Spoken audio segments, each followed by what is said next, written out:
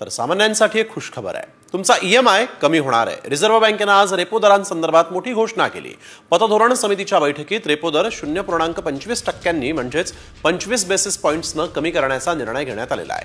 आरबीआयचे नवे गव्हर्नर संजय मल्होत्रा यांच्या अध्यक्षतेखाली पतधोरण समितीची बैठक पार पडली.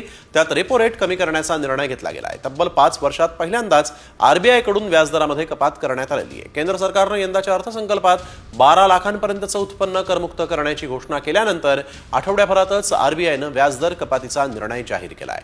त्यामुळे आगामी काळामध्ये गृह आणि वाहन कर्ज स्वस्त होण्याची शक्यता आहे. आरबीआयकडून 25 बेसिस पॉइंटनं व्याजदरामध्ये कपात झालेली आहे. व्याजदर 6.50% 6.25% आलेला आहे. 5 वर्षात पहिल्यांदाच आरबीआयकडून व्याजदरामध्ये कपात झाली आहे. गृहकर्ज वाहन कर्ज स्वस्त होणार आहे. 12 लाखांपर्यंतचं उत्पन्न करमुक्त केल्यानंतर आता आरबीआयकडून व्याजदरात कपात झालेली आहे.